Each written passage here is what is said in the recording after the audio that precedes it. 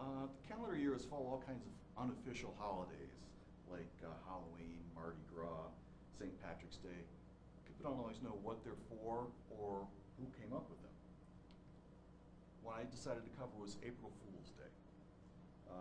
Finding the true origin of April Fool's Day is kind of hard, in that you can find just as many explanations as you can find practical jokes being played. Most of the explanations that come out have basically two main sources. They either revolve around a sense of renewal in the spring, with the planting season, or the switch from the Gregorian calendar from the Julian calendar to the Gregorian calendar. The Julian calendar was created by Julius Caesar, and is mentioned in the Naturalist's Almanac. It was created, he got together with his astronomers, and they found that the Earth circulated the sun 365.22 days. And they found that they kept the calendar in line with the sun by adding a extra day every fourth year, hence the origin of the leap year. The problem is the calendar ends up being off by 1 day every 128 years. Who cares? Well, after that and a few too many leap years, around the 15th century, it was very hard to figure out when Easter was, when the summer equinox comes along.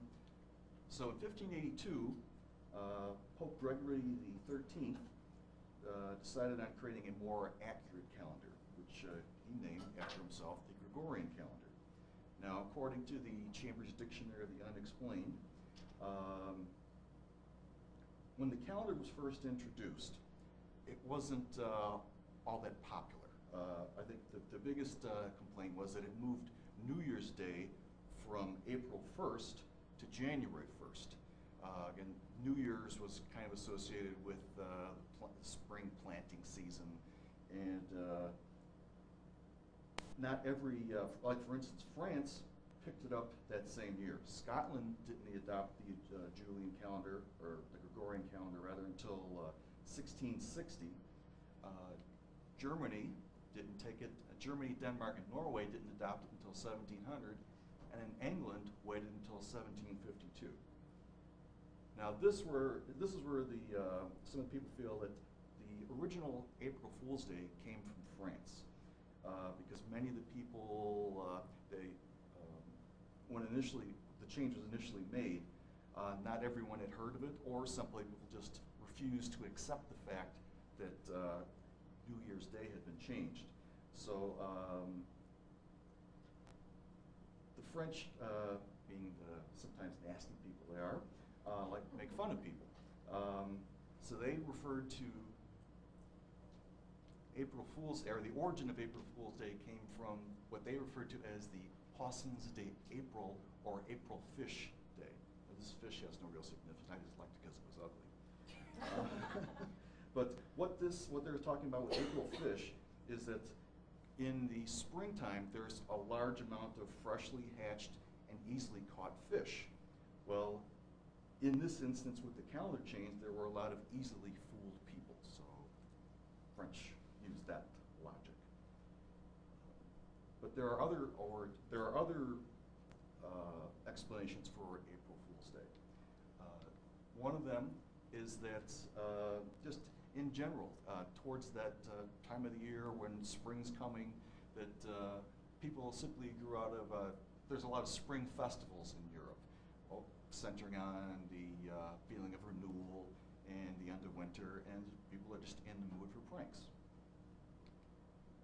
Now, there's also, as mentioned in the Encyclopedia Britannica, that April Fool's Day very closely resembles the Hilaria Festival, which was celebrated in ancient Rome, where after a week of fasting on March 25th, they would start having a party. So you can imagine down through the centuries that it would just provide another reason to get drunk and play practical jokes on one another.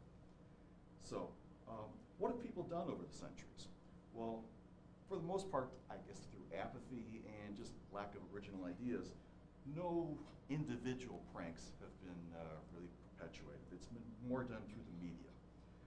Most recently, Car and Driver magazine this past year had on their website that President Obama had ordered at the end of the 2009 NASCAR season that Chevrolet and Dodge would have to leave NASCAR with savings of $250 million. It was only on the website for just a few hours, but it caused a lot of outrage among NASCAR fans. Now, according to the Museum of Hoaxes website, on April 1st, 1915, a French pilot flew over a German camp and dropped what appeared to be a bomb.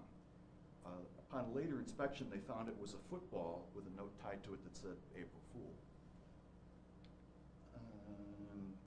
1994, in PC Computing magazine, they released an article that there was legislation being put in place that it would make it be illegal to use the internet while drunk. The contact person was listed as Lirpa Sloof, or April Fool's backwards. It caused a lot of irate calls to Congress, in fact so many that Senator Edward Kennedy's office had to issue an official statement that he had absolutely nothing to do with this bill. In 1980, the BBC reported that Big Ben was going to be modernized and go digital, and that caused quite a bit of an uproar.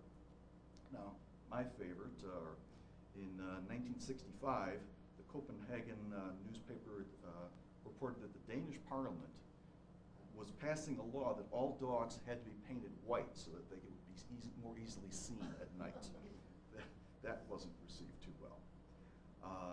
And in 1981, a Michigan newspaper reported that 3 local lakes had been selected for a survey or a government test where the lakes would be populated with 2,000 sharks,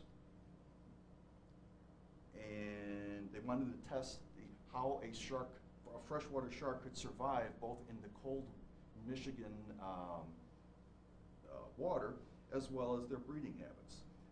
It was reported that the government was going to spend $1.3 million on the project, and that the sharks would consume 20 pounds of fish a day to start, more as they got bigger. Well, that didn't go over too well.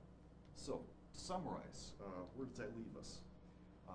We all, throughout the years, through the ages, have always had a need for rituals, and that we found that even in the middle of a world war, that someone has time for a practical